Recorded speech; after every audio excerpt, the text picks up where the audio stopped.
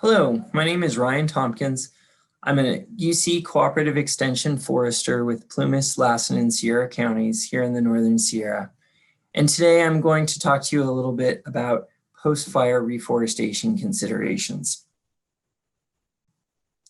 Today we'll be talking about some overarching considerations for the 21st century, assessment and determining of goals and objectives, fire salvage and site prep, seed stock and seedlings, planting, competing vegetation, and promoting fire resilience in reforested landscapes.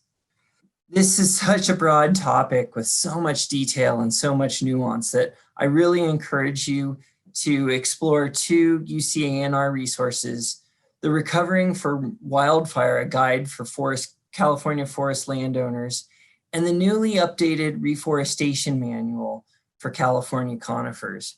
These are great resources that are free or online and allow you to really delve into the detail that we can't do here in 15 minutes. I'm going to start with the 21st century considerations that I think we really need a plan for these landscapes to burn again. On the left, I have an example from the 2000 Story Fire.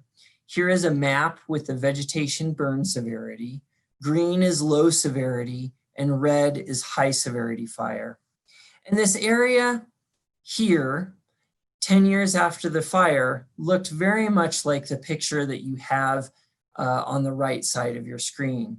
An environment that had naturally regenerating conifers and oaks, but also dominated by snags, large down woody debris, and both dead and live fuels in a vibrant shrub community. 12 years after the Story Fire, the 2012 Chips Fire reburned the same footprint.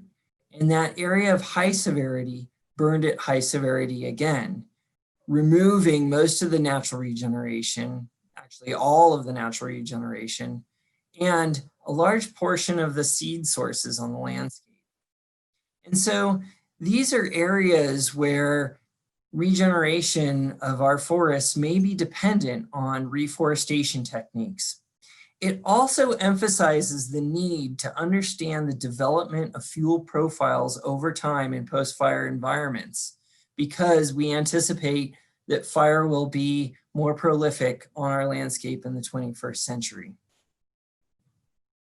We see these trends over and over again. Here's an example from the 2008 BTU complex, another large pocket of pretty homogeneous high severity fire that then reburns again in the 2018 Camp Fire.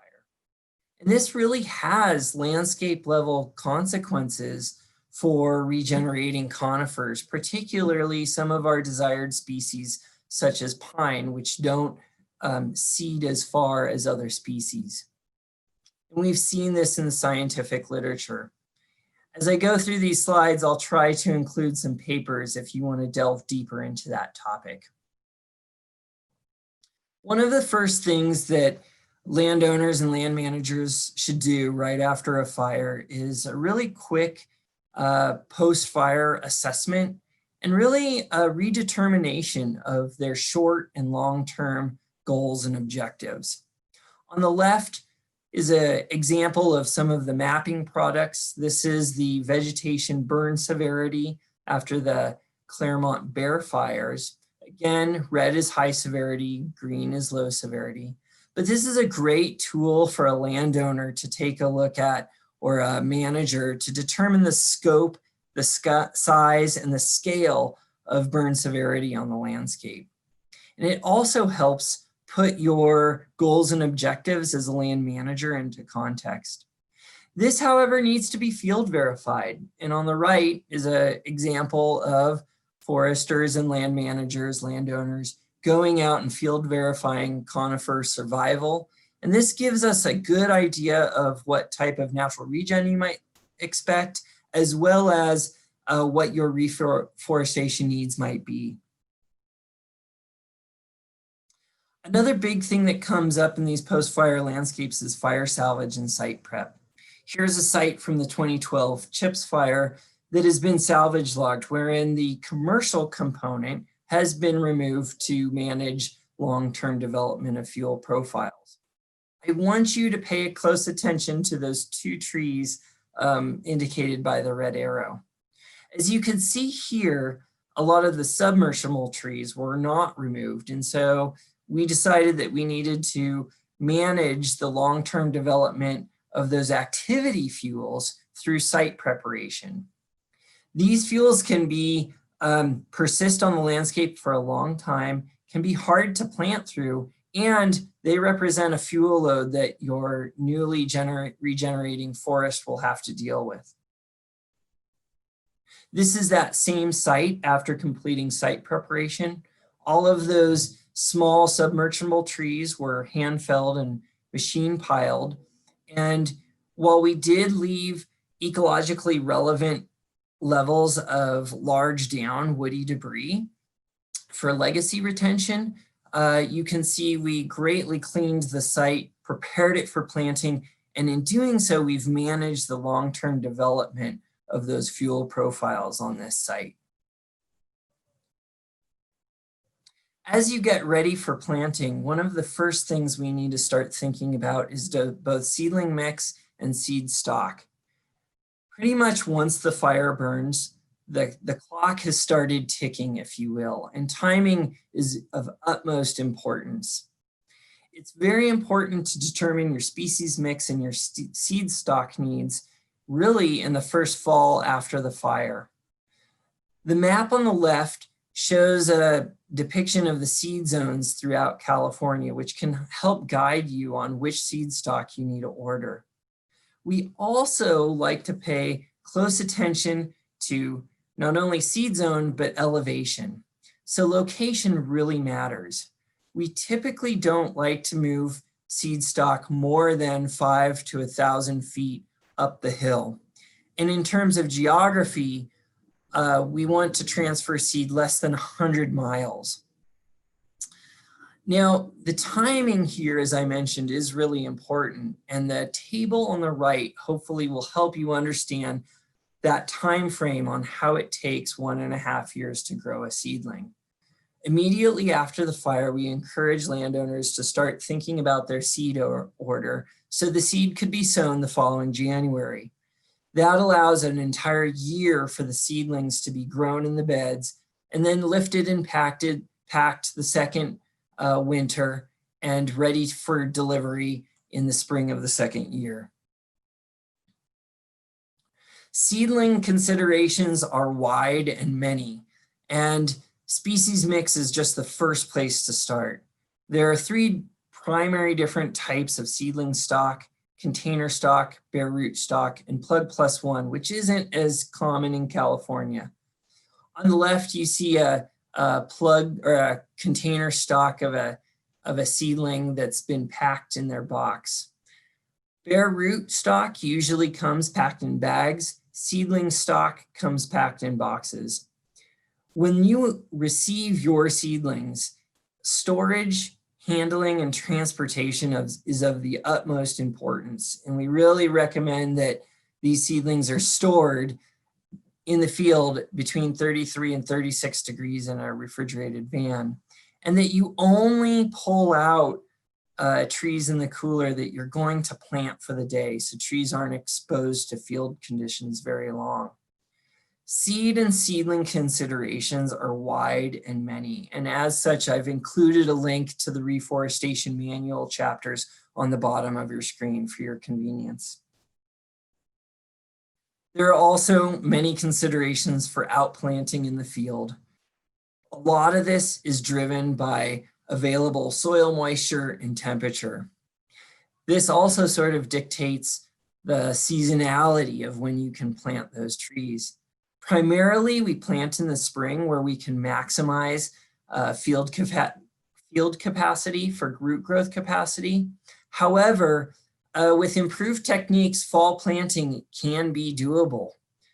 But those planting windows are variable, and it's important for you to become familiar with your site and know sort of the intricacies of what it's going to take to get your seedlings in the ground under the right conditions, both soil moisture conditions and temperature conditions. A lot of this is also going to be dictated by access. You know, if you're planting in the spring, are you going to need to snowplow? Or if you're planting in the fall, will you get snowed out of your site?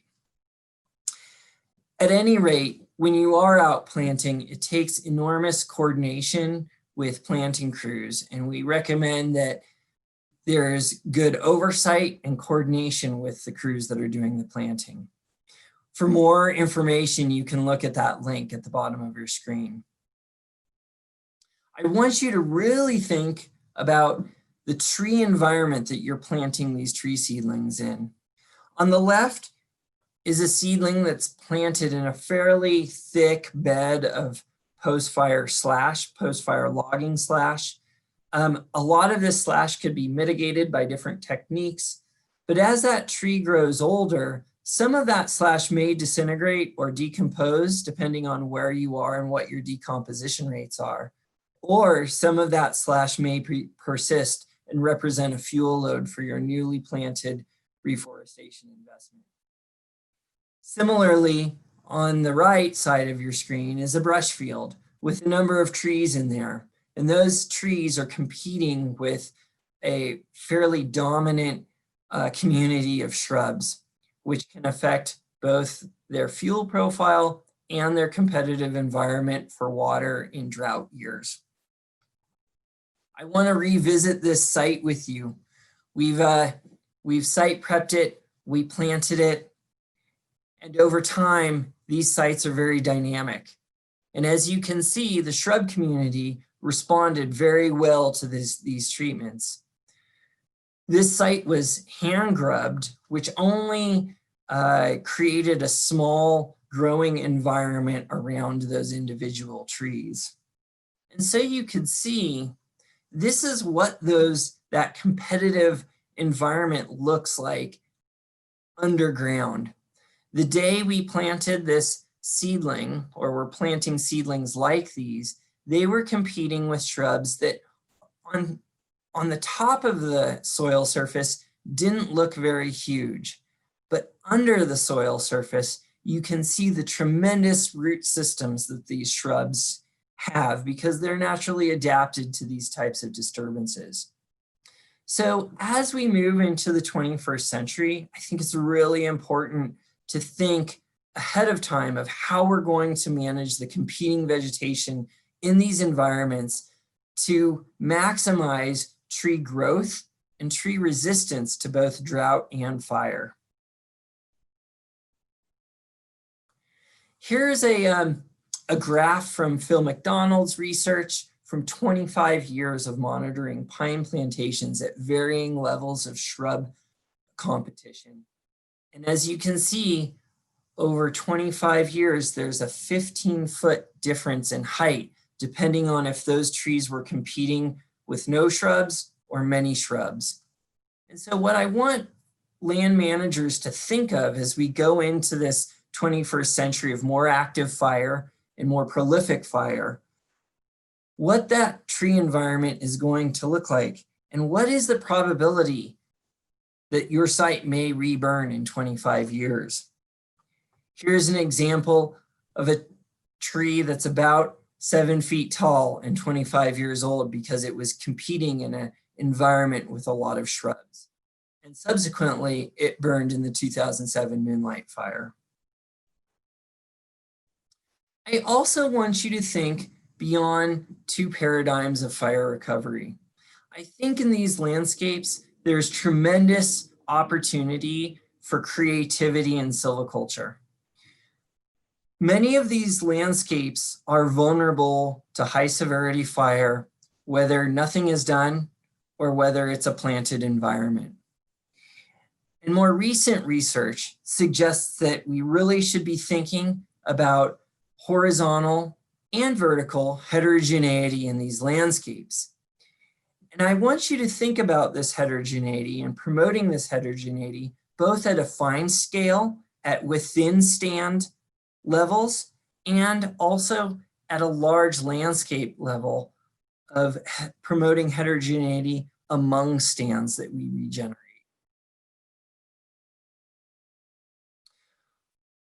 We can promote heterogeneity by mixing up density and arrangement.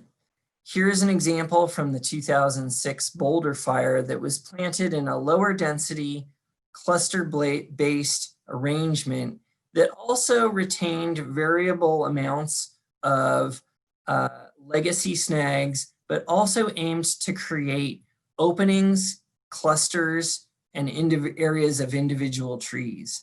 And as you can see on the right side, 10 years after the fire, there is a more heterogeneous environment wherein fire may behave differently rather than a very uniform environment. As we move forward into the 21st century, the reality is a lot of our post-fire environments are going to burn again. And thinking about how we reestablish forests in a resilient and heterogeneous manner is something that I think is really important for land managers in this century. Here's an example from the 2007 Antelope Fire and the 2019 Walker Fire. These plantations were established in 2008 in a lower density and variable arrangement, and they were actively backburned during the Walker Fire in 2019. As you can see, there is variable mortality, but there is also variable survival. And I think that is the end goal for what we can do to set up these reestablishing forests in a century that we know will be fraught with fire disturbances and drought. I hope you found this short presentation interesting and helpful, and thank you so much for your attention. Have a good day.